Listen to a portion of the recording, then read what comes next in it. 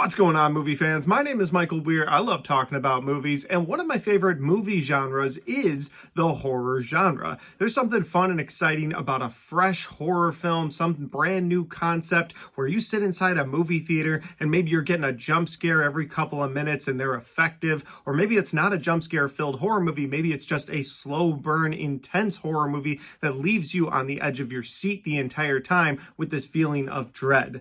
Of course, not all horror movies work for everybody, and some horror movies feel like all the same old tropes that we've seen so many times before, and they fall flat on their face. But the horror genre is always a mixed bag, and that's one of the things that makes it so fun. It's also my wife's favorite genre of movie as well, and so the two of us go see a lot of horror movies together. It's something we get to connect on. And while I put together a top 10 best, worst, most disappointing, most surprising movie list at the end of every year, like I already have for 2024, something I started in 2023 was actually putting together all of the brand new horror movies I saw that year and ranking them from worst to best. And so today, even though it's almost the end of January, we're going to talk about all of the... There's a cat behind me. I'm going to leave that in there. I didn't know she was down here. Bye, Molly. So with that said, today we're going to talk about all of the brand new 2024 horror releases from worst to best, in my opinion. But you guys know this isn't just about my opinion. It's not just about my list. It's about yours as well. And so I would love to know how you would rank the horror genre in 2024 from worst to best in the comment section down below. The only thing I ask is that if our lists are different, and they probably will be, just don't be a dick about it. With that said, if this is the first time you're finding my channel, I would love for you to hit that subscribe button, check out all the different content that I've got. Maybe you like movie reviews, Blu-ray talk, or ranked lists like this. Well, I've got a little bit of everything on my channel. I'd love for you to subscribe, check out the videos, and be part of the conversation in the comment section. Now, with all that out of the way, let's rank 2024 horror movies from worst to best.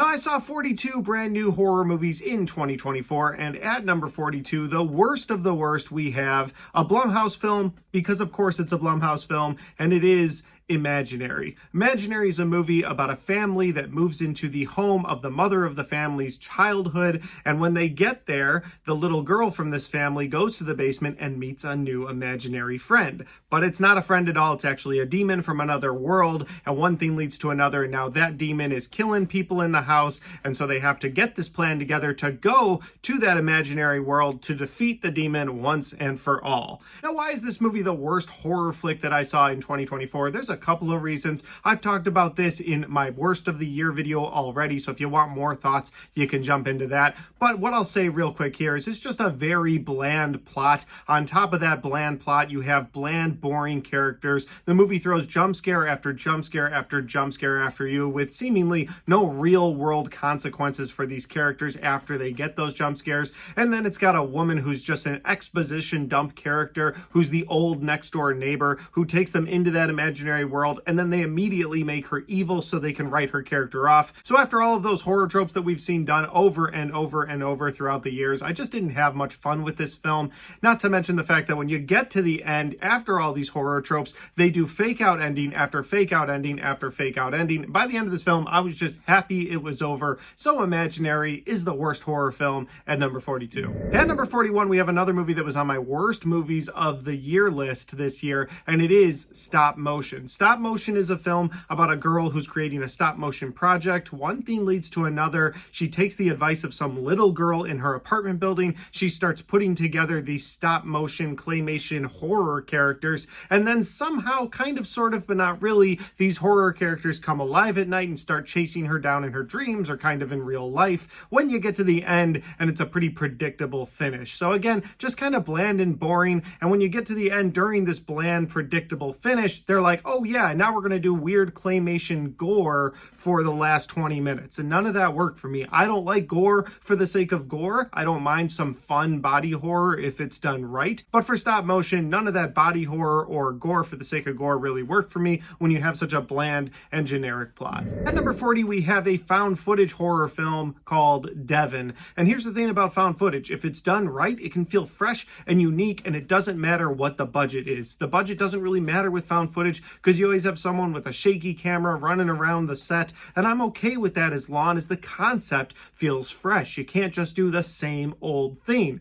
kind of see a pattern with my worst of the year here. Bland, predictable, and it's been done before. That's really what's going to put you at the bottom of a horror ranked list for me. And so Devon really comes in with that, because it's about this group of filmmakers that's brought together to find a missing person from 20 years ago. But of course, they're all different filmmakers who bring their own shaky cams to the set. And so when they get to this place, they all get locked in, they spread out and look for clues, and you see the same thing happen over and over and over to all of these filmmakers, where they're walking around with their shaky cam, you might see something in the distance, and then their camera falls and you don't get to see the kill because they don't have the budget for it. And maybe if that happened once or twice throughout the film, I could let that go, but because it happened to every single character, it wasn't for me. Devon is number 40. At number 39 is Sting. And Sting is a monster spider horror movie that should have worked for me, because I'm genuinely afraid of spiders. If I see a spider, it's not that I can't necessarily kill one with a shoe, but I don't want to, because I don't want to be that near to it.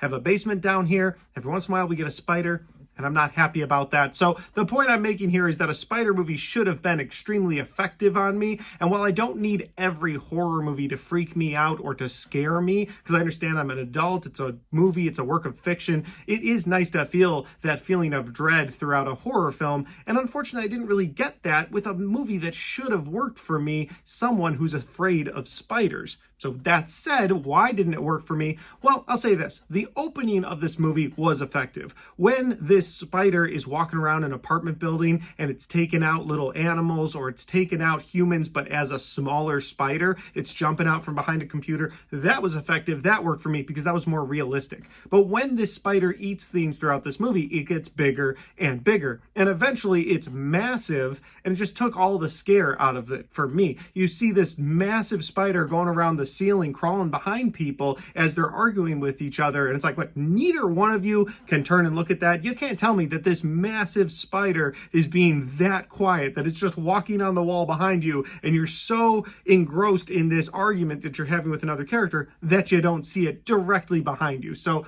that didn't really work for me. I wasn't a big fan of how big it got. Again, the bigger it got, the less scary this movie was for me. And then I mentioned those characters earlier. There's not one human character in this movie that I truly cared about. And again, if this was a regular spider film where the focus was these little spiders going around killing people, maybe that would be okay that I wasn't invested in these characters, because I don't care if the spiders get them or not. But the fact that I wasn't invested in any of the characters in this movie, I didn't care if any of them were taken by the spider or not. By the end battle, where it's the last surviving humans versus this giant spider, I didn't care. I was like, whoever wins, wins. Not a big deal to me. So with that said, Sting is number 39. At number 38, we had a movie that I really wanted to be great because it starred Russell Crowe, and it's called The Exorcism. And the reason why it was important that it starred Russell Crowe is because last year, Russell Crowe was part of a horror movie that really surprised me. It was called The Pope's Exorcist. And that was your basic run-of-the-mill exorcism movie.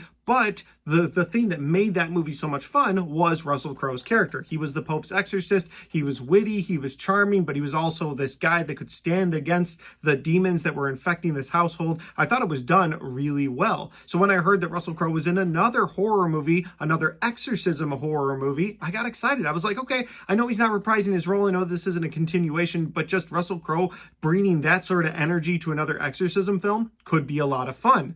And then I watched this movie and all of the fun was just sucked out after the first couple minutes of this movie. Because genuinely, the first couple minutes of this movie got me excited. The movie starts on a movie set where there's some sort of a priest interaction with a demon in this movie set. And you find out that the movie set is actually haunted. And the demon that's haunting this movie set is killing the people who are just playing the priest role. And I thought, okay, a haunted movie set is a fresh, new, exciting concept for an exorcism movie. I'm in. Let's do it. But after that first scene, it really starts to switch gears because it goes from being this haunted movie set movie to a movie about Russell Crowe's character getting the role as the priest, getting possessed, but then having this back and forth with his daughter. And it was almost like they took two different concepts, two different ideas, two different films almost, and mashed them together. Where you've got a father-daughter story where the dad might be possessed by a demon and he's going kind of crazy. They've had a strained relationship, so you have to deal with that. But on the other side of this movie, you've got this haunted movie set film film, which was the better of the two films. And unfortunately for me, when you mash those two concepts together,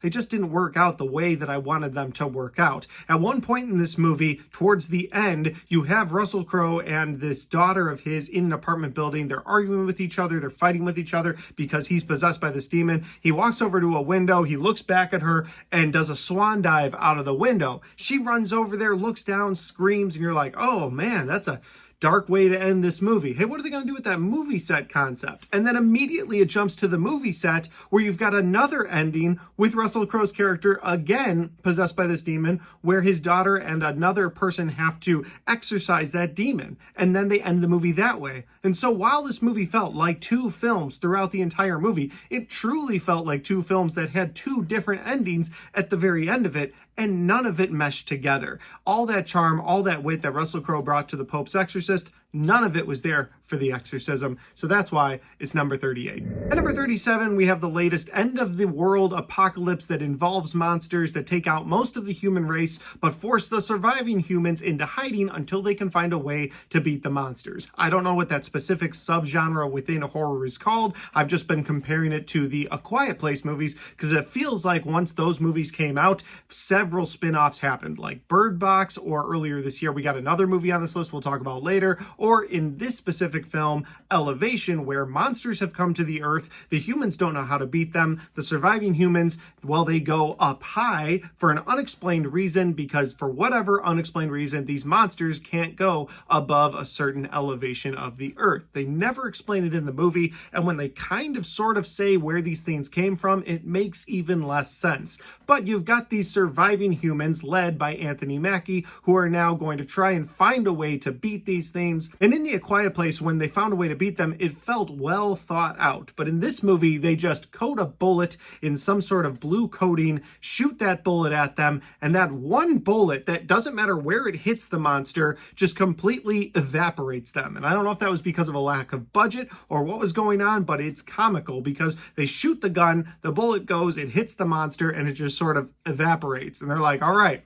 now we're going to take the fight to them. And the movie ends with like these humans coming down from the mountains with their guns, with their bullets coated in blue. And you just start to see an aerial view of them shooting the monsters and the monsters evaporating from around the earth. And that's how they ended it. So again, just another Quiet Place spin-off, rip-off movie. And honestly, it didn't work for me. So Elevation is 37. At number 36, we have the film Founders Day. And Founders Day is a film that when I first watched it in early January 2024, I thought it would be worst of the entire year, let alone worst of the horror genre. But I was wrong. There were movies that came out, obviously we just talked about them, that were worse than this movie. It didn't even make my top 10 worst of the year, so good for Founders Day. But I think one of the reasons it did, to give this movie a little bit of praise, was it's a slasher movie and I liked the costume of the serial killer. The movie is based around a heated mayoral race in this city, and so the killer in this movie is wearing a judge's gown with like an old school 1700s looking wig mask,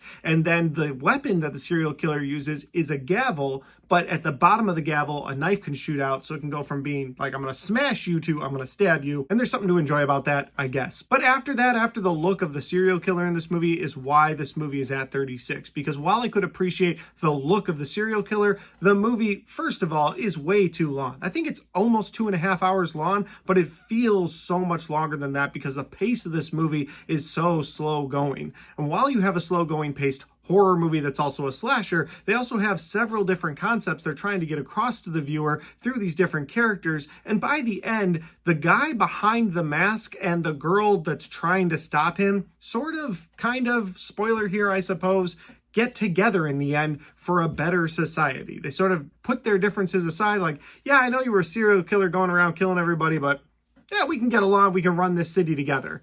What is this? What Scooby-Doo plot was dropped into this movie? I didn't like it. Didn't work for me. Founders Day is 36. At number 35, we have the most generic, TikTok crowd-pleasing, PG-13 horror movie of the year, and it is Tarot. Now, Tarot, on the front side, it does have some cool looking monsters throughout. I did like that about this movie. But after that, the plot of this film, I'm just going to sort of give you the introduction right here because it's funny to me. You have a bunch of young adults who are staying at a mansion Airbnb. How they got the money for that, I don't know, but whatever. So they're at this mansion Airbnb. They realize that they ran out of alcohol, even though none of them are drunk and they've been drinking all night. So they decide, hey, this is an Airbnb. There's got to be alcohol locked up somewhere around here, right? So they just start opening all the cabinets, going through all the doors, and then they find this room that says absolutely stay out, no trespassing. So they break into it, they go downstairs, and they find tarot cards. And of course, one person in their group of friends can actually read tarot cards. So she starts doing tarot readings for all her friends. And whatever messed up looking card that they get, well, that's the monster, the entity that's going to come after them. And then it repeats that trope for the entire runtime of the movie. You just have young adult getting chased by some sort of entity in a situation they can't get out of. And then it cuts away and you see some CGI PG-13 blood.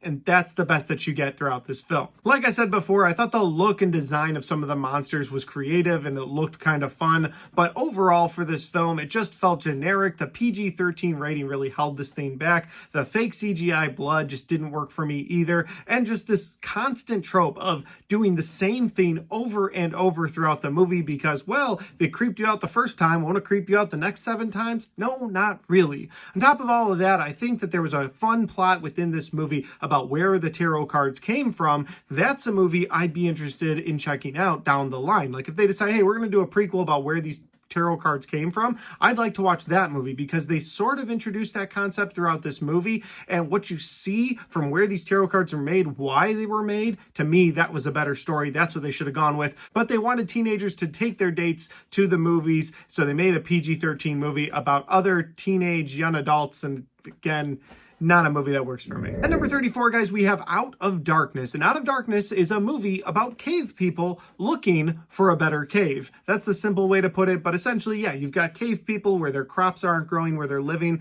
They're running out of food. They don't know what to do. And they're like, you know what? We're going to go find a better area, a better cave to live in. So they have to trek through all these woods, all these forests. But on the way to a better place to live, there's something stalking them, something taking them out one at a time. And that was an interesting concept going into this movie. I thought, hey, you know, that has a little bit to it. Since it's set on the days of cavemen, you could make it a dinosaur, you could make it a Wendigo, you could make it all kinds of entities.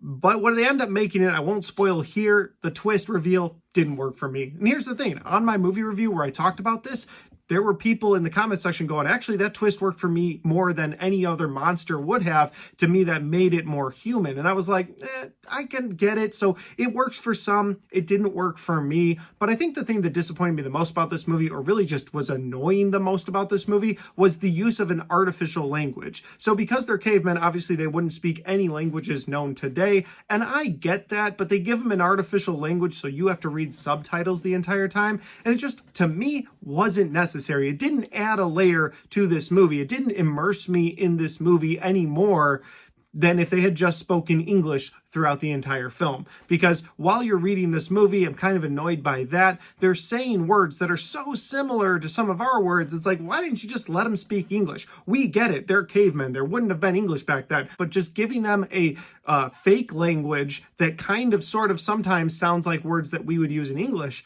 doesn't make a lot of sense. Just give them English and we'll let our brains tell us, hey, this is set in the caveman days, and we'll do the rest of the work ourselves. You didn't need that artificial language, and that was irritating throughout. So Out of Darkness is 34. At number 33, guys, we have Night Swim, and Night Swim is the second Blumhouse movie that we're going to talk about on this list. Here's the thing, Night Swim, I thought had a decent concept, and it had a unique sort of entity that I don't think we've seen in a horror movie before. It centers around a wishing well that is built underneath this swimming pool. And I thought that was really cool. I thought that was a cool concept. I was like, hey, I don't know if I've ever seen a wishing well before. But unfortunately, this does what Blumhouse likes to do. You have a movie, you throw it together, and then you steal horror tropes from other films. At one point in this movie, the dad, who seems to be possessed by something in this wishing well pool, is going around chasing his kids. And I was like, wait, isn't this directly something out of Insidious? Like, what are we watching here? Why are they just redoing this? And that's just, again, what Blumhouse does. They give a small budget, an interesting concept,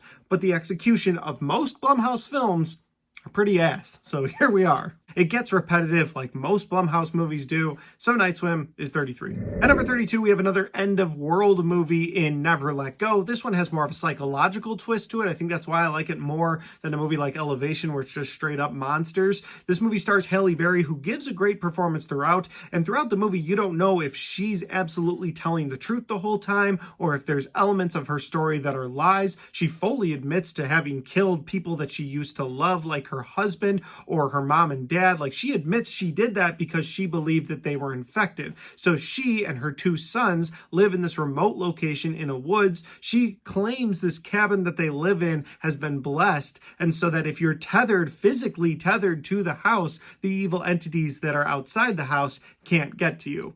And throughout this movie, they kind of throw the suggestion of maybe there's an outside world, maybe there isn't, maybe she's right, maybe she's wrong, what's going on with this movie. But the thing that sort of bothered me about it was just the pace. The pace was so slow the entire movie. I felt like you could have told this whole story as a short story and it would have felt a lot better. Instead, you get this really long, drawn-out plot where, is she crazy? Is she not crazy? Are the sons really going to listen to her? They start to turn on each other. And by the end of the movie, I was bored with it. I was done with it. Never Let Go is a movie that I was actually happy to let go. You see what I did there? Let's move on. At number 31, from M. Night Shyamalan's daughter, Ishana Shyamalan, we have The Watchers. And The Watchers is a film that stars Dakota Fanning. It was cool seeing her back in a movie.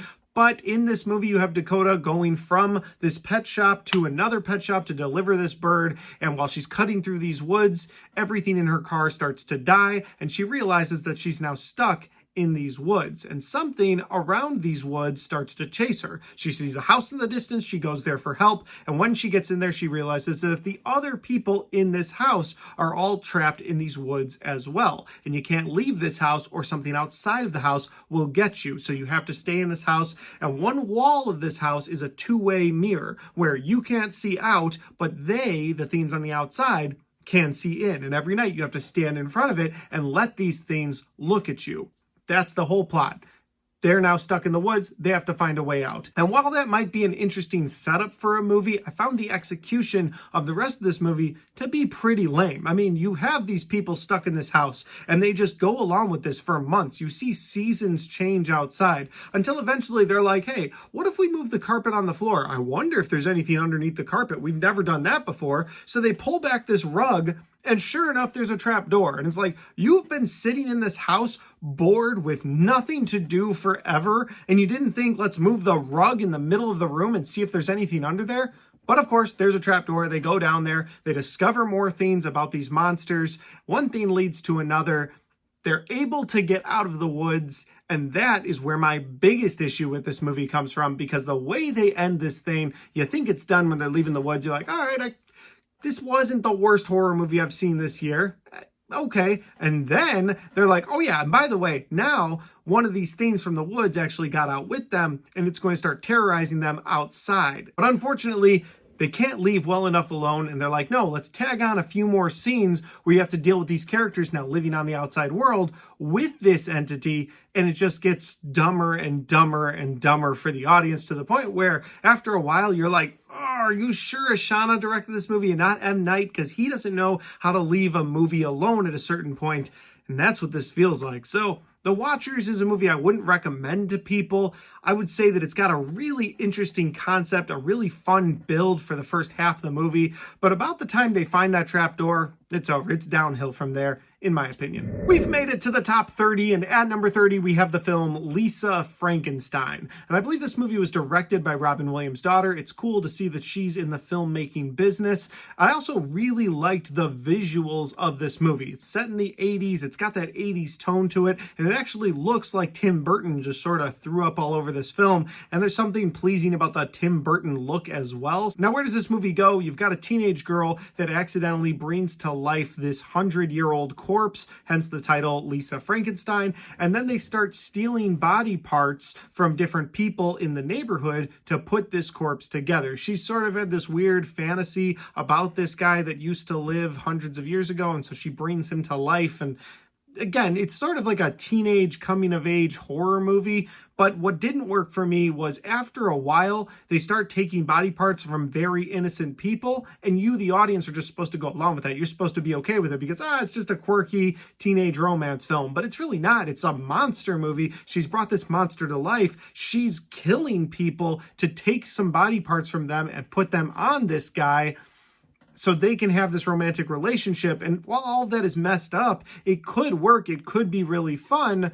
It wasn't, though. You just had this constant repeat yet again of, oh, we need a body part. Let's go take somebody out. Oh, this person's giving me a hard time. Let's take their body part. This person's not giving me a hard time. They just have a crush on me. You know what? Let's take their body part. And so it's just constant throughout this movie where they keep doing this to people. And in the end, you're just supposed to be glad that they've got this great relationship together. Didn't work for me. I wasn't a fan. Lisa Frankenstein is number 30. At number 29, we have M. Night Shyamalan himself making the list this year with Trap. And this movie was on my most disappointing movies of the year list, and I said this on that list, that I feel like M. Night is either going to be on your most surprising or your most disappointing. There is no in-between with him, and unfortunately Trap landed on my most disappointing, and it also landed at 29 on this list. In the movie Trap, you have a dad that takes his daughter to a Lady Raven concert. Lady Raven is basically the Taylor Swift of that universe, so they're very excited to be there. She's a teenager, there's a bunch of teenage girls there, and when they get to the venue, he starts noticing there's a lot of police activity. One thing leads to another. He finds out that there's this killer named the Butcher that these cops are looking for. And then one thing leads to another. You, the viewer, find out that he is the Butcher. And so now he's got to find a way to get out of this concert that's basically a trap for the Butcher. Now, that's the fun thing about M. Night Shyamalan movies. He knows how to create a tension-filled atmosphere. He knows how to create a situation where somebody has to get out, and he makes you, the viewer, very invested in that concept.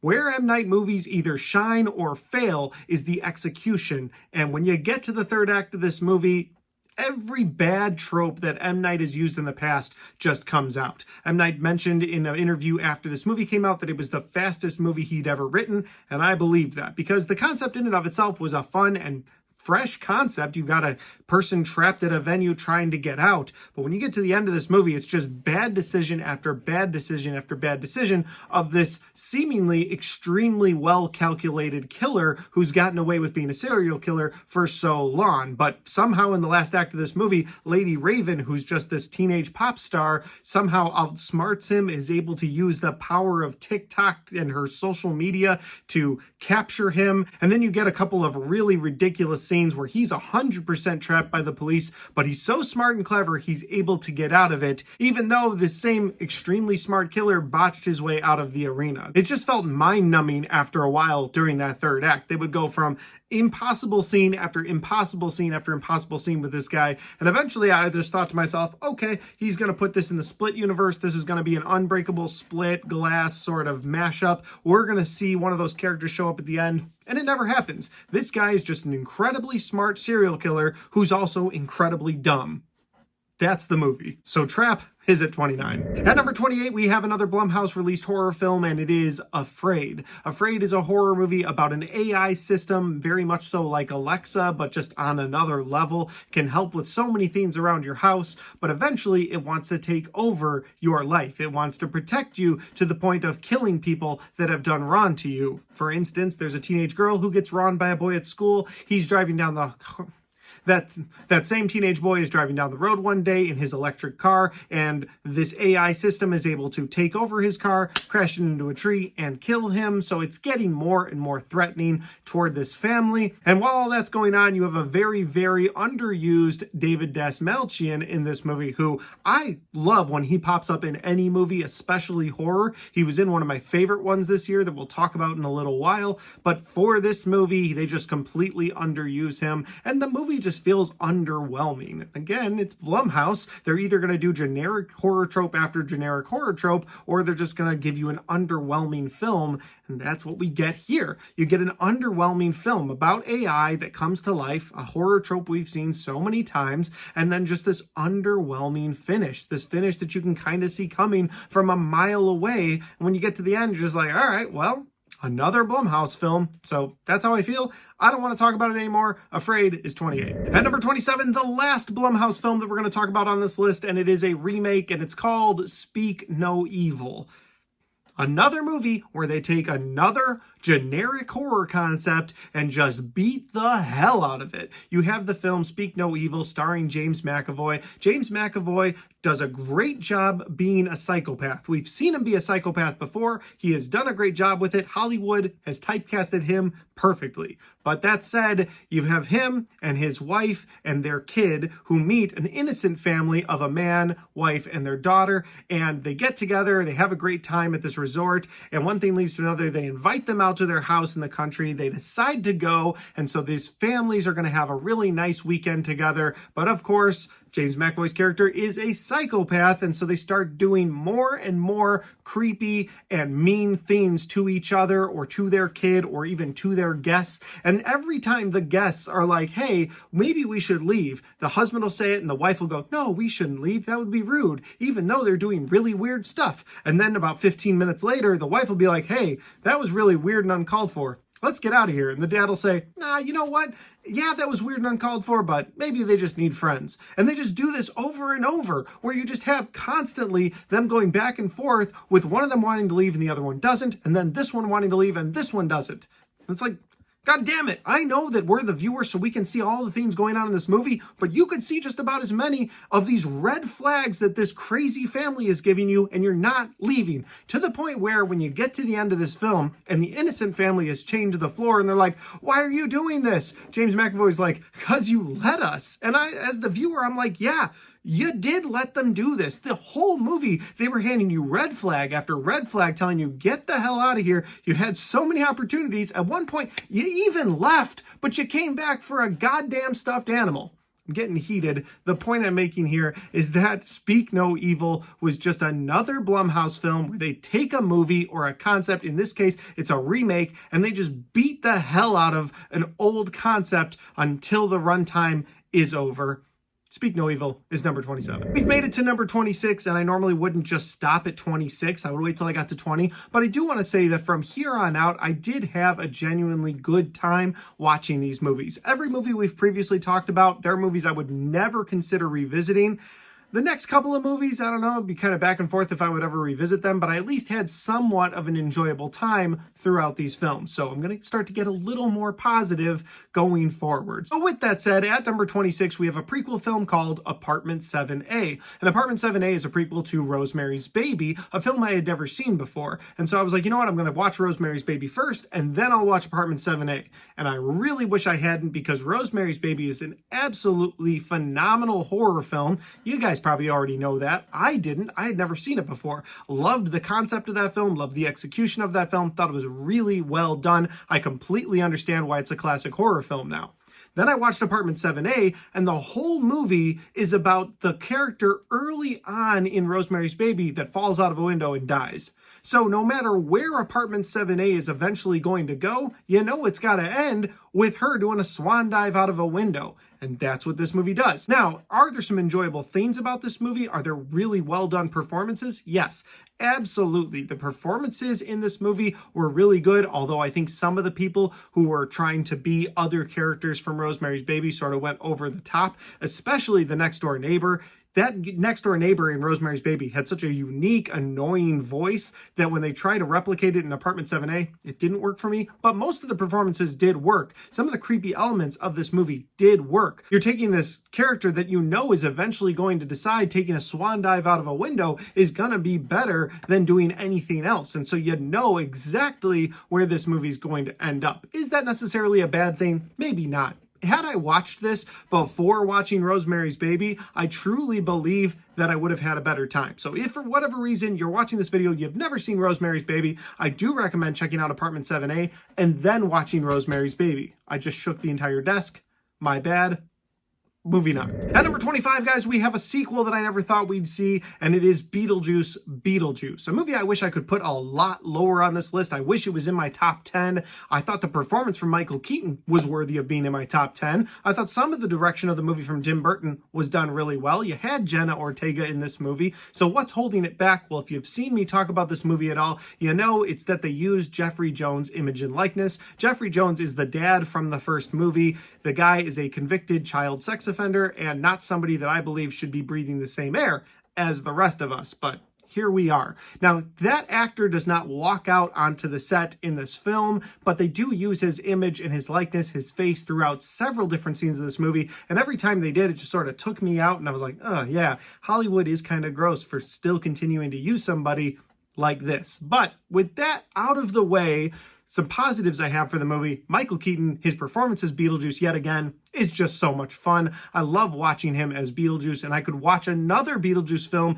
that was just centered completely around him if they're willing to give me that. I also really like Jenna Ortega's performance in this movie and her character's storyline. I thought her character's storyline was the best in this entire film. But my other problem with this movie is that while I like the Jenna Ortega storyline and actually like the Beetlejuice and his scorned ex-wife storyline, I didn't like any of the other storylines they had going. And just about every character in this movie gets a major storyline. So it just felt like way too much was packed into this thing when you should have kept it simpler. You should have had Beetlejuice and you should have had the Jenna Ortega storyline, and both of those would have worked really well. But just the fact that you had to bring in so many characters from the first movie, so many new characters, give them all different storylines, try to have them all intersect. When you get to the end of this movie, at that big intersection moment, they all just kind of fall apart. None of them felt special because you didn't get to spend enough time with each individual story. You had to just merge all those together real quick, and it didn't really work for me. So were there enough things in this Beetlejuice movie to watch it again in the future? Maybe. I'm not a fan of how they use Jeffrey Jones. I didn't love all the different storylines, but I loved that performance from Michael Keaton, so maybe I'd be willing to watch this in the future. That leads me to number 24, and at 24 we have Salem's Lot, a film that was done and on the shelf for so many years, with HBO kind of deciding, do we want to put this in theaters or do we want to put it on Max? Do we want to put it in theaters? Do we want to get more subscribers? We're going to do theaters. No, we're going to do Max. And they did this year after year for the last couple of years until they eventually decided, you know what, just release it at the beginning of October, right at the start of the spooky season. People will enjoy that. And I will say that this movie was bookended by two very fun scenes. I like the opening scene of this movie where you've got the vampire's coffin being delivered. I thought some of the shots of the town of Salem's Lot was really cool to see, had a nice creepy atmosphere to it. And I like the end of this movie where you've got an all-out vampire fest at a drive-in movie. Something about that was just so much fun to me. But everything in between in this movie just fell flat. Whether it was the heroic kids, the evil kids, the heroic book writer, it just felt played out like something we've seen from Stephen King so many times before. And so I didn't really connect with the core of this film, but I really did like the bookend, beginning, and end of this movie. So maybe if they had tightened that up a little bit, this movie would be a few notches lower, but as it stands, Salem's Lot is number 24. At number 23, we have another sequel film, and it's called Smile 2. Now, the best thing about this movie is actually the opening scene with Kyle Gallner. I love seeing that guy show up in movies. He is fantastic. He's got another movie we're going to talk about on this list in a little while, but for now, we're talking about Smile 2. It opens with a one-track scene where he is trying to give away the smile demon, and that's really the only connective tissue to that first movie. And I think that's why that scene resonated with me so much, because I really liked that first Smile movie. So in this film, it opens with one of the final survivors of that Smile movie, and then from there, it just restarts the events of the first film, where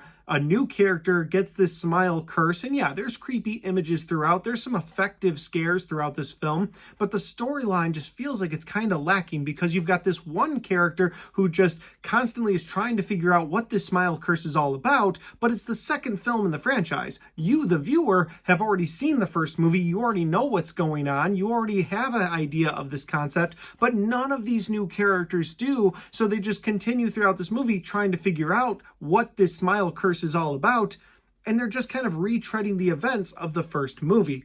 And then this movie does one of the things that I absolutely cannot stand in any horror movie, and it is a viral horror sensation at the end of the film. I do not like that in horror movies. I think it's a dumb cop-out for a film. Again, some of this movie is effective. Some of this movie is genuinely creepy, and that's what puts it better than so many other movies we've already talked about on this list. But The problem I had was just retreading the same ground from the first film, to the point where if they continue a third movie from here, I can't imagine where they'd go with this, because so many people now have this viral smile curse, and I just can't imagine a world where a third movie makes so much sense, because these movies seem to work a lot better and be a lot more effective if only one person is experiencing this. But since so many people would now be experiencing this, it just kind of kills the idea for a third film. Unless you retcon that ending, maybe, but then again, do you run into the same problem in Smile 3 where the director's just like, I don't know, we'll have a new person get this curse and figure it out all over again. Audiences like that, right? And I guess audiences do like that, but again, if you've seen the first movie, if you were a fan of that one, this movie doesn't really cover any new ground. At number 22, guys, we have The Strangers Chapter 1. This is a movie I really wanted to be good because it's, of course, a remake of the 2008 Strangers film that I really loved. I love that original Strangers movie. You got a couple that's sort of on the outs of their relationship. They go to this cabin where they were supposed to have a romantic getaway, but instead they had a fight, and so now they're just like, all right, we'll spend the night here, and then we'll just sort of break things off in the morning. But when they're about to go to sleep, somebody comes to their door. There's these three strangers. They start to break in, make their night a living hell, and it's actually really well done. It's got a terrifying atmosphere throughout, and I remember leaving the theater. I can still remember walking to my car with my friend, talking to him about this film, going, man, I'm so happy it's light outside. When I get home, I'm not turning off any lights. Just the creepy concept that there could be these strangers out there that just want to invade your home to kill you because you are home. It's just a creepy concept. I didn't love the follow-up Pray at Night as much as other people did, so I was really hoping for an awesome reboot in Chapter 1. And unfortunately, Chapter 1 does take a few new steps toward this new story, toward this new trilogy that they've been crafting.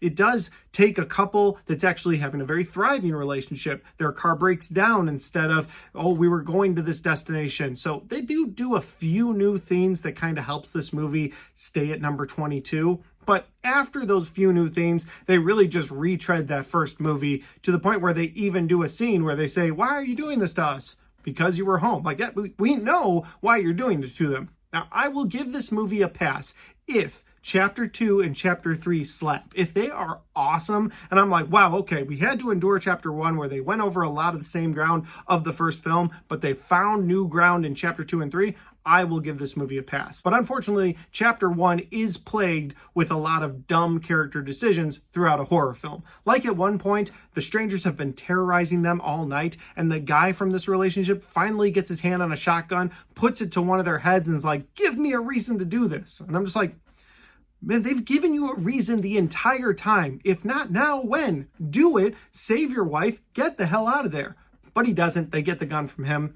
And so we've got a Strangers Chapter 2 and 3 coming. I hope they're better, but as for now, Strangers Chapter 1 is at 22. At number 21, we have a werewolf film called, well, Werewolves. And Werewolves is a movie that kind of came out of nowhere, wasn't on my radar all year, and then all of a sudden in November, it was like, oh, by the way, Werewolves is dropping December 6th. And I was like, what is this? And essentially, it's a werewolf film with the same vibe as The Purge. And I thought that was kind of cool. I was like, you know what? Not mad at that. Let's check this out. So again, you've got this werewolf film, but how do people turn into werewolves in this movie? It's actually a pretty cool concept. Once a year, there's a supermoon, and when that supermoon comes out, if the light touches your skin, you turn into one of these mindless werewolves going around town, wrecking it, and then eating people who haven't turned into werewolves. Where this movie starts to fall flat for me is that the movie kind of makes up the rules as it goes along. Like in the beginning of the film, it sort of kind of implies that not everybody can turn into a werewolf.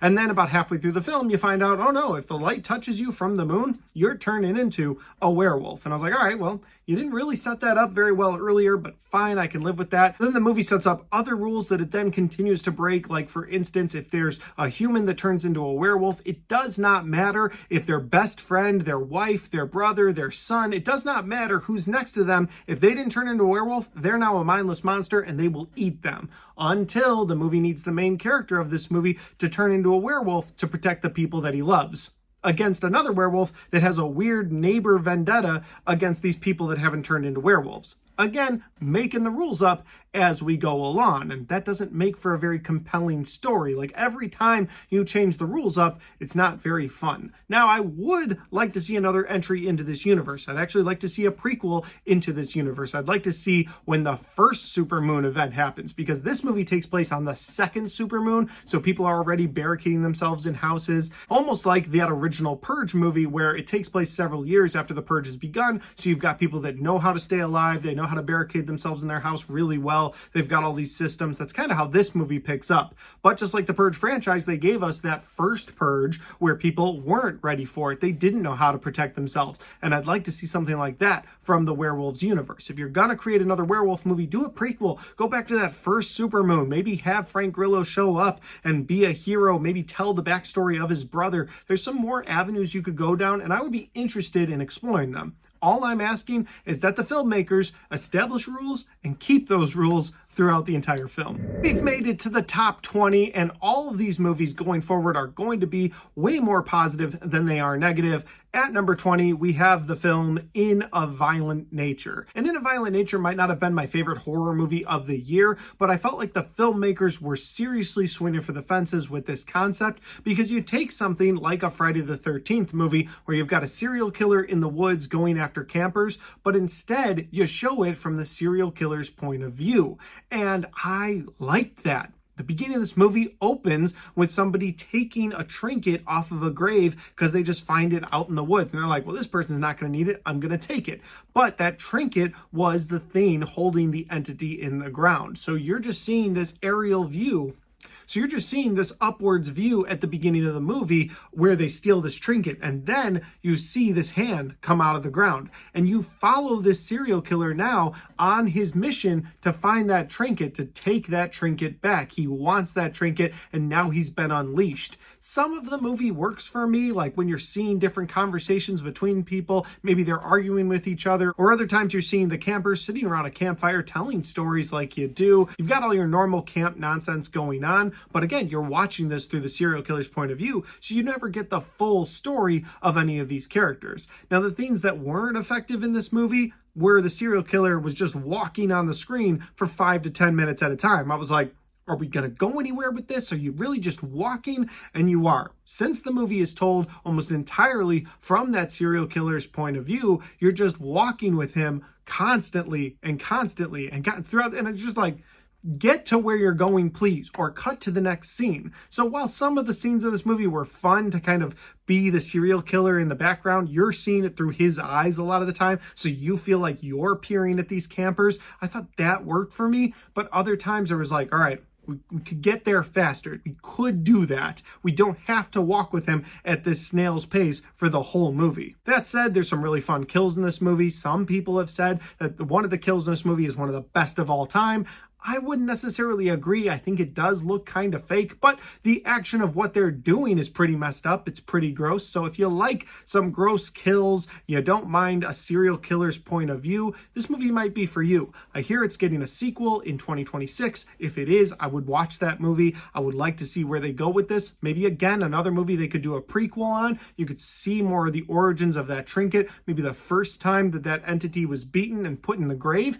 There's some fun things you could do with this movie. So In a Violent Nature is number 20. At number 19, we have a movie that surprised me so much I put it on my most surprising movies of 2024 list, and it is Winnie the Pooh, Blood and Honey, number 2. And here's the thing, the first Winnie the Pooh Blood and Honey movie was a quick cash grab. You could tell they didn't put a lot of effort into it. They didn't put a lot of money into it. The mask for Winnie the Pooh was just like this plastic mask on this redneck looking guy. He had normal hands. You were just kind of like, all right, clearly you don't have a budget.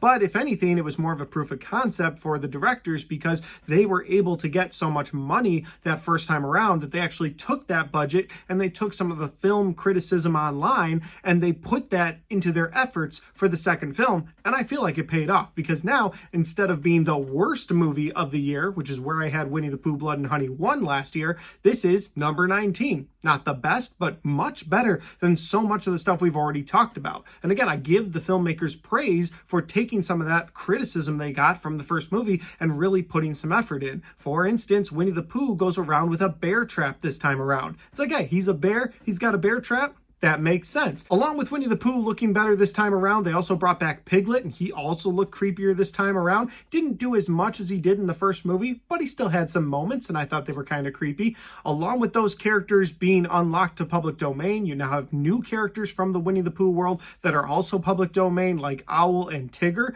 And while Tigger didn't work for me as much, I thought Owl was actually really fun. He had this really creepy vibe to him. He would swoop down and grab people who were just walking through a forest, and that kind of worked for me. So there were some elements of this movie where I would like to see a Winnie the Pooh Blood and Honey number 3. So I'm hoping we get that down the line. I enjoyed this one way more than I enjoyed that original film, which is the best thing I can say about it. At number 18, we have the newest foodie horror movie, and it's called What You Wish For. And What You Wish For is about a chef who's a really good chef, but he's kind of down on his luck right now. His world-class chef friend is actually doing really well for himself. The guy invites him out to his house. He gets out there, sees the lavish life that he gets to live, and he's kind of like, man, I wish I had your life. Well, one thing leads to another. He does end up assuming his friend's identity and taking this job because he really needs money. And as the title would suggest, what you wish for is not always what you want. And so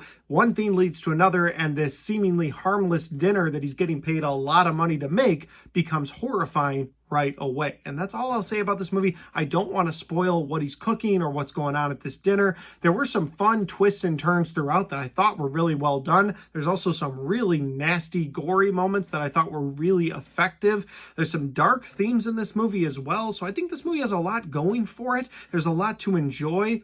I didn't love the way they ended this film, but for the most part, I was engaged with this film. It's a film that I would recommend to people. If you liked a movie like The Menu a few years ago, I think you'll enjoy What You Wish For. At number 17, we have the 7th entry into the VHS franchise, and admittedly, I haven't watched all of the entries in the VHS franchise, but you don't actually have to. You can pretty much just plug and play with any of these movies because they're not necessarily connected to each other, but each film is its own individual theme. So for instance, in VHS Beyond, what you have is a bunch of short films filmed by different filmmakers, all with the same underlying narrative. Since this movie's called VHS Beyond, it's not a stretch for me to tell you that this movie is heavily based in sci-fi horror. Every one of these short films has something to do with aliens or alien tech. And the underlying story of this movie is a documentary that's being shot about whether or not aliens are real. So that concept is actually a pretty fun one. And like other entries in this franchise, some of the short films really worked for me. They didn't overstay their welcome,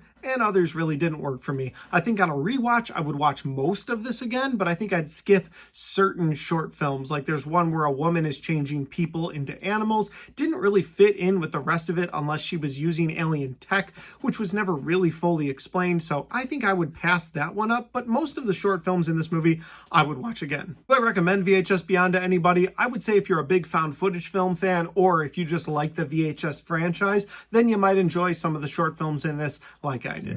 At number 16, we have A Quiet Place Day 1. This is the third entry into the Quiet Place universe, but it's not A Quiet Place Part 3. It doesn't follow the story of the first two films. As the title would suggest, this is Day 1. This is the first day the aliens touch down, and our story takes place in New York, where you've got these people that are sort of living out the last of their lives. You've got this cancer patient in particular who doesn't have very long to live, and she's excited to go to New York City that day. And of course, when they get there is when the aliens attack. Now, the negatives I had for this movie were sort of along the lines of like, how did they know immediately to be quiet? Because after the initial couple minutes of the invasion, our main character wakes up and somebody's like, quiet. They can't hear you if you're just quiet. And you're just like, how do you know that? I, the viewer, know it because I've watched 2 A Quiet Place movies, but you're in the universe. You shouldn't know that yet. The first movie did a good job of having a newspaper sort of blow down the street where it said, if you're quiet, they can't find you. And you're like, all right, that makes a lot of sense. But in this movie, you're like, you wouldn't have known that yet.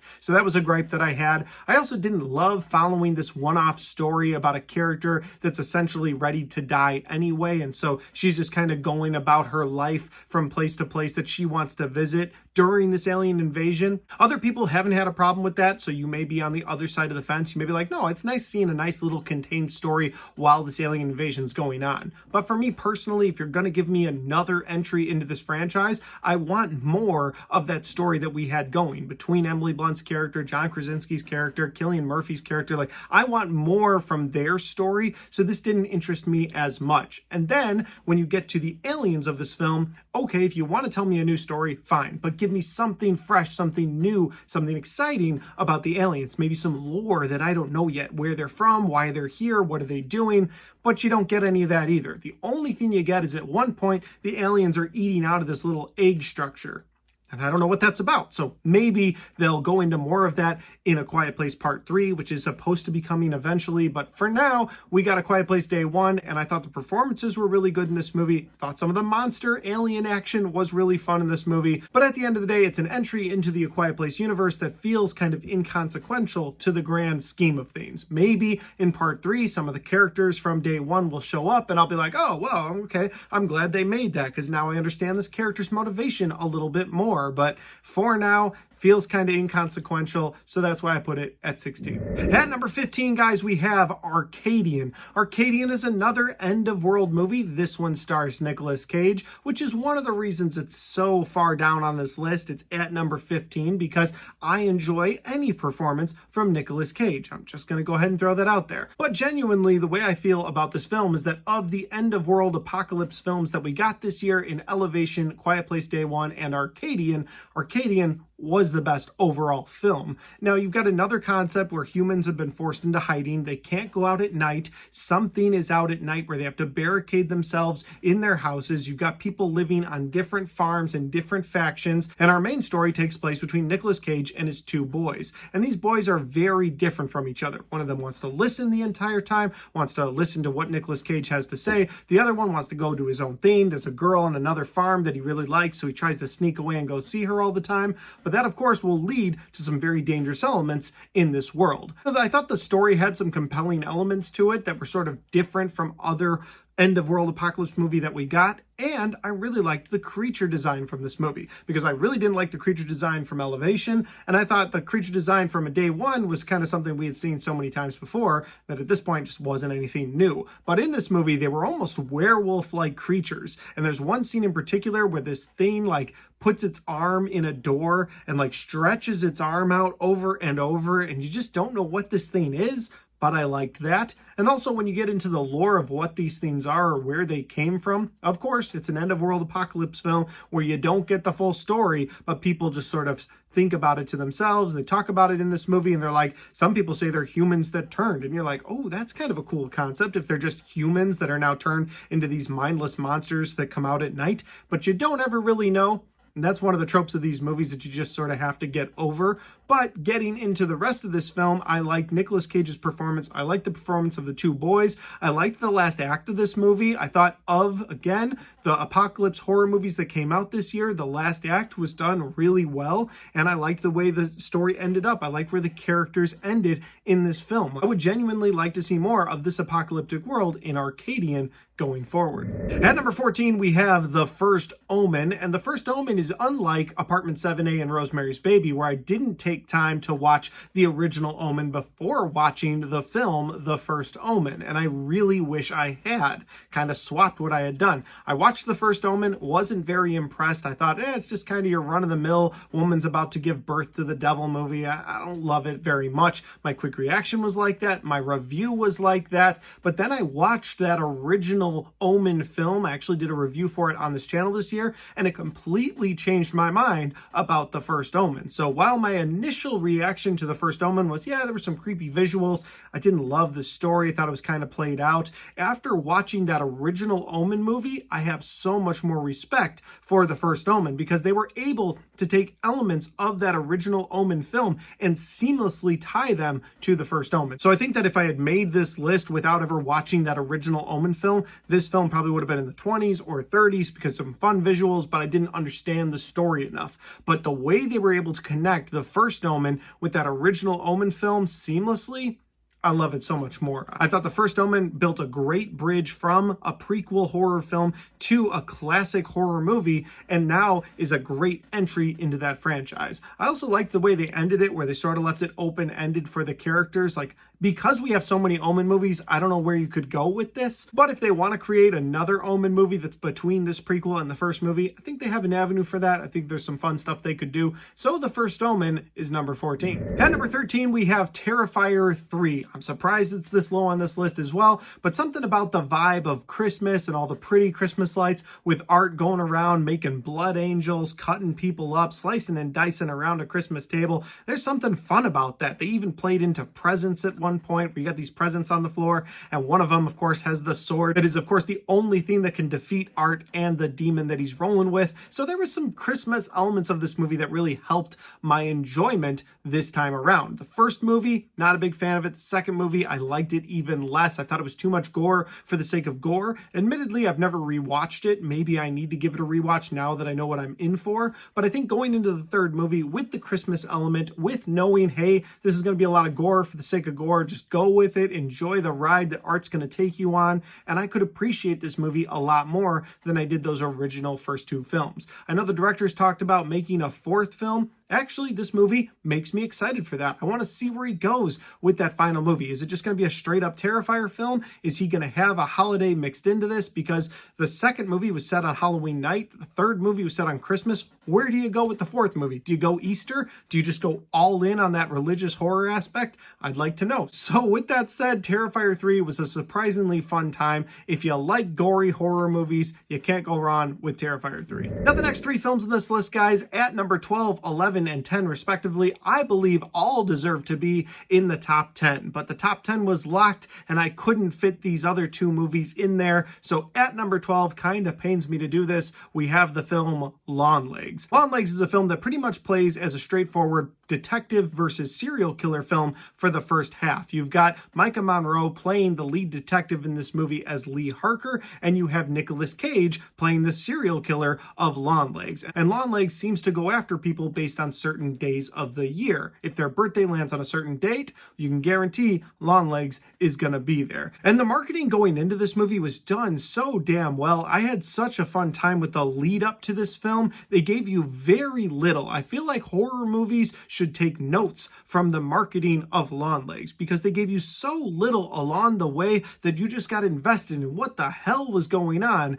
with Longlegs. Now, I already mentioned that the first half of this film plays out like a serial killer and detective movie, but the last half of this film sort of switches gears and becomes more of a supernatural thriller. And I like that about this movie. I like that it could sort of switch the genre up while it was telling the story so that it stayed fresh. I liked the first half with a more of a Silence of the Lambs vibe, but the back half, just that supernatural element that comes into play where Lee Harker realizes she's in way over her head. I thought there was a lot to enjoy in that film. So with that said, Longlegs is my number 12 film. Loved so much about it. Yeah, Nicolas Cage may go over the top a little bit in this film, but I still had a great time with it. Longlegs is number 12. Now at number 11, guys, again, a movie that pains me to put it outside of my top 10. I'll do my best to justify it. A lot of you will probably disagree, but it is Nosferatu. Nosferatu is, of course, directed by Robert Eggers, who likes to paint a beautiful picture while giving you a slow burn horror film, and that's exactly what you get out of this. You get a very slow burn horror film, but you get a gorgeous visual along the way. And the movie also gives you great performances by Willem Dafoe, Bill Skarsgård, Aaron Taylor-Johnson, Nicholas Hoult, and Lily Rose Depp. You get some great character performances. You get some incredible visuals, especially with shadows. I thought the way they use shadows throughout this film was also so well done, but the story itself just didn't feel fresh. It didn't feel unique. You're making a remake of Nosferatu, which is essentially a copyright ripoff of Bram Stoker's Dracula, just changing the names up a bit. So when I'm watching this movie, I'm watching Nicholas Holt's character go to Count Orlok to make this land deal and to bring him back, but really he was going out there and essentially signing his own death warrant and his wife's, because he went out there, and you just kind of knew all this was coming. I've seen Dracula from 1931 with Bela Lugosi. You know, I know the story of what they have in store for me. So I was hoping for a twist. I was hoping for something different. And while you do get beautiful visuals, you don't get anything new to the plot. And that is why I'm putting it at number 11 and leaving it outside of my top 10. We've made it to my top 10 horror movies of 2024. Some of these movies were actually on my best of the entire year list, so you're gonna see those again. But at number 10, we have The Substance. The Substance is a movie that stuck with me almost unlike any other movie this year. After I watched this movie, I thought about it for several days afterwards, whether it was the body horror that I watched in that movie, which was really disturbing, or just the concept in general. It was a fresh, unique idea where I didn't know where the story was going to go. I couldn't have predicted it along the way, and that goes a long way for me. So in this movie, you have a woman played by Demi Moore who has a star on the Hollywood Walk of Fame. She's very beautiful, but as she's getting older, her beauty starts to fade. So she takes this substance without really looking into it because she's so desperate, and that is where Margaret Qualley comes into this movie because she's a younger actress and she plays Sue. And I loved the story they were painting throughout this movie, how younger people can be so selfish, how older people can be so jealous, but then somewhere in between there has to be this coexistence, and if there's not, well, you're going to get a monstrous body morphine effect, and that is what you get in this film. The end of this movie is incredibly grotesque, but it serves the story so well. So if you like body horror, you got to check out The Substance. If you're not a body horror fan, I'd recommend stay away from this one.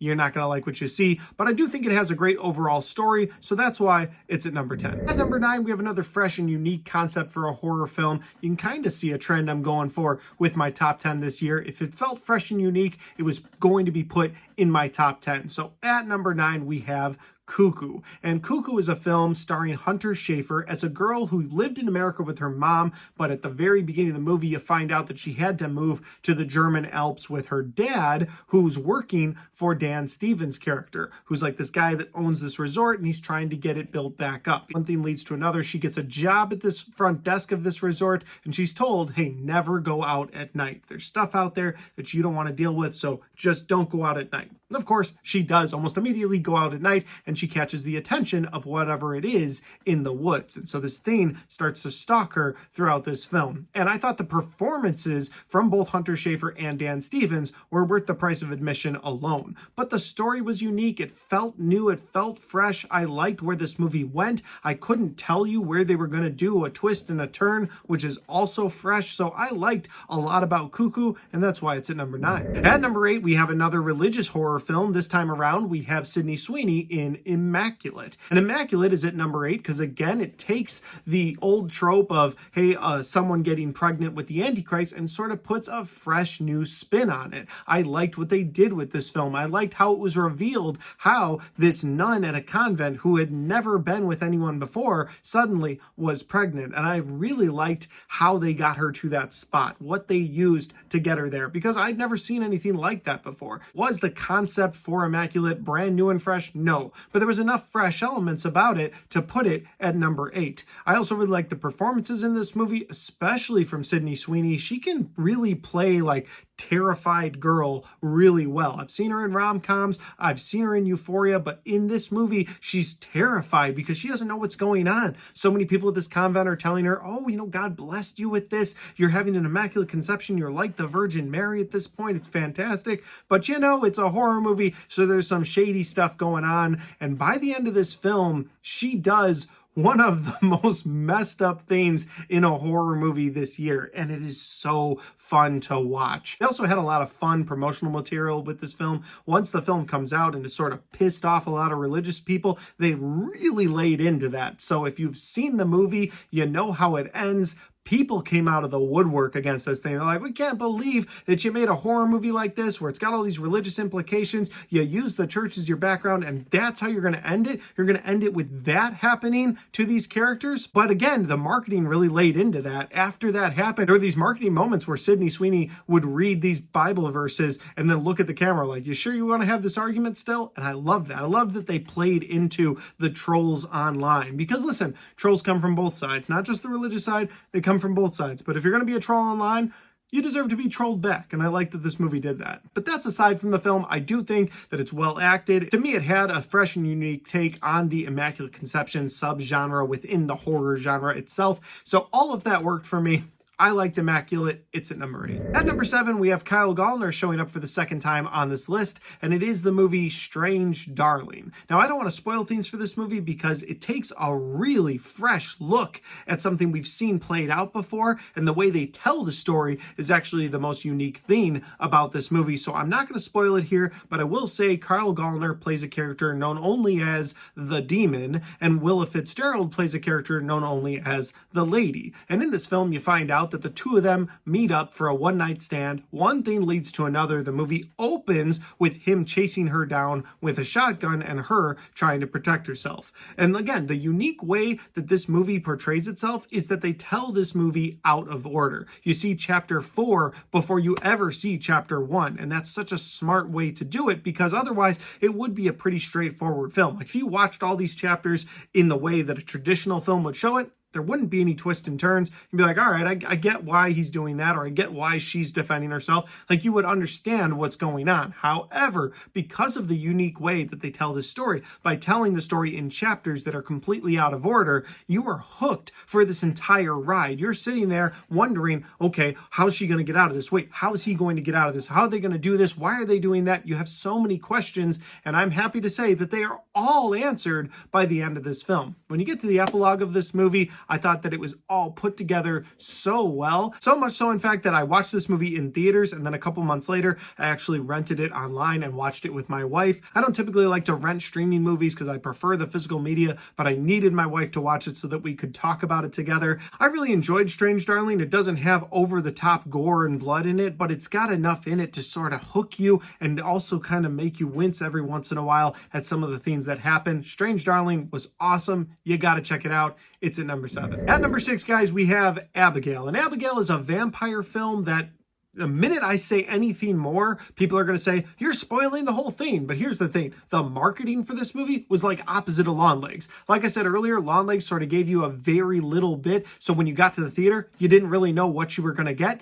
Abigail gave you everything. It actually gave you the very end moments of the film. Obviously, you don't know that in a trailer, but because I saw that trailer so many times and I was really enjoying it, when you got to the end of the movie, I was like, hey, that scene hasn't happened yet. And then boom, it happened. I was like, oh, there it is. So yeah, the movie was sort of spoiled completely by the trailers. I think that if my initial viewing of this movie had been more going in blind, I would have enjoyed this movie more, and this movie would be even lower on this list to maybe even my number 1 horror movie of 2024. As it stands, 6 is not a bad place for it. It's got a great cast of people. The movie kicks off as a kidnapping film where a bunch of kidnappers are hired to kidnap a little girl and take her to a house where they're told by Giancarlo Esposito's character that if you hold her here for one night, her dad will pay millions in ransom money. But what ends up happening is the little girl is a vampire and she starts taking them down one by one. So where the movie's unique and fun is that it goes from feeling so bad for this little girl to, oh my God, get away from that little girl, kill her if you can. Oh my gosh, I feel so bad for these kidnappers. And a movie that can do that deserves to be in the top 10.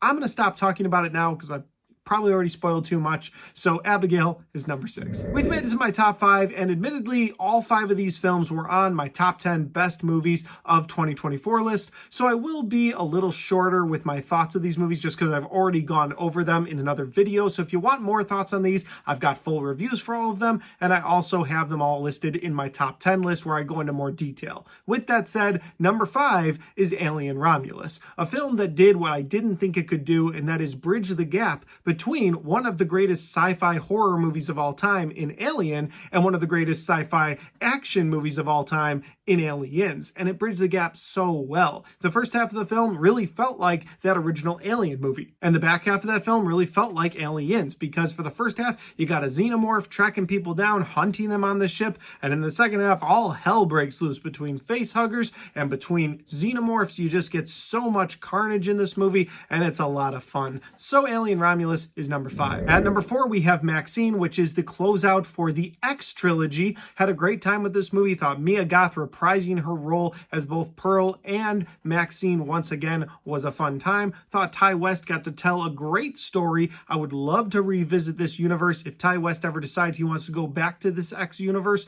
but maybe tell a different story with different people. I'd be willing to check that out because, again, you told a great story with X. You told a great story, some would say an even better story with Pearl. Pearl, and then you've got Maxine, which closes off the franchise. You get great performances in this movie from both Kevin Bacon, Mia Goth, Giancarlo Esposito. There's some fun people in this movie. You enjoy the ride the entire time, and yes, the ending can be a bit predictable, but if you're building off of that first movie, that first X film, you kind of need that ending that you get in this movie. So for me, it was a win, and Maxine is number 4. At number three, we have a found footage film that really shocked me when I liked it this much, and it was Late Night with the Devil. This was my most surprising movie of 2024. It's on my top 10 list as well for 2024. So here I'll just say David Dastmalchian gives an incredible performance as a late night 70s TV show host on Halloween night, trying to save his show in the ratings, and so he just throws everything at the wall. He has a psychic, a skeptic, and a person claiming to be possessed on his show, and of course, all hell breaks loose. While the story was a lot of fun, and while I didn't love how they tied it up at the end, I did love the way they filmed this movie in the found footage genre. For most of the film, you're watching this story straight on through a television lens because it's being filmed for TV, but anytime it would cut to commercial break, you'd go to black and white into sort of a shaky cam moment. And again, I liked how they were able to blend the found footage with a TV show. I'm also a big fan of late night television, so I thought the way they portrayed this was really well done. A solid horror flick that you could watch on Halloween night. At number 2, we have my favorite religious horror movie that released in 2024, and it is Heretic. I had such a great time with Heretic, with Hugh Grant's performance in particular. While I thought the two girls playing the sisters also gave great performances, his performance just outshined so much that I saw in the year 2024. Watching Hugh Grant monologue throughout this movie about religion, his thoughts on religion, was so fun and honestly kind of accurate, so I liked a lot of what he said. Of course, towards the back half of this film, you find out his true intentions and how evil he really is. That's not the stuff I'm on board with, to be clear, but I thought his performance was great. I thought the overall story of this movie was great. And I really liked how, while this was a religious horror film, it didn't really slap anybody in the face. I talked about earlier with Immaculate how it came out and it pissed people off because what they did at the end of that movie. But in this film, they really toe the line where they don't piss off the religious people. They don't piss off the non-religious people. They kind of show both sides of the story, and they give both of them an ending that could be satisfying. And I love a pick your own destination film. This, to me, was the best pick your own end destination film of the year. So Heretic is number 2. Coming in at number 1, my favorite horror movie of 2024. If you've been following my channel at all this year, you might know what it is, and it is Oddity. Oddity is a film that starts as a breaking and entering film where you're like, I've kind of seen this before, and then immediately switches to more of a haunted house film where you have this woman that's kind of obsessed with her sister's death. Her sister died in this house. She believes that it was more than meets the eye, so she goes to this house with a wooden doll, and I know that concept sounds silly, but she does, and that wooden doll will actually scare the hell out of you at a couple different times throughout this film.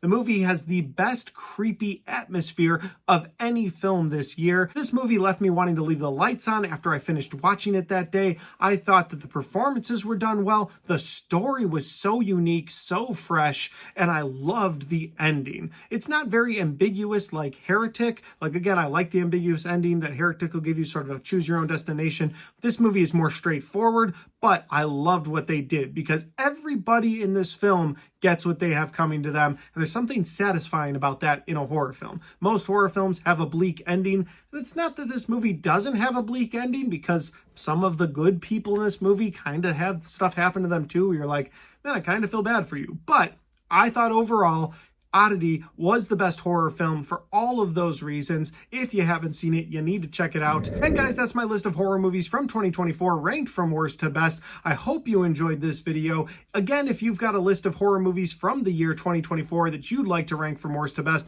throw those in the comment section down below. I'd love to go back and forth with you guys about them. And finally, guys, if you like this video, don't forget to hit the like button because it helps the video, it helps the channel, and it helps me right here. Thanks for watching. I'll see you next time.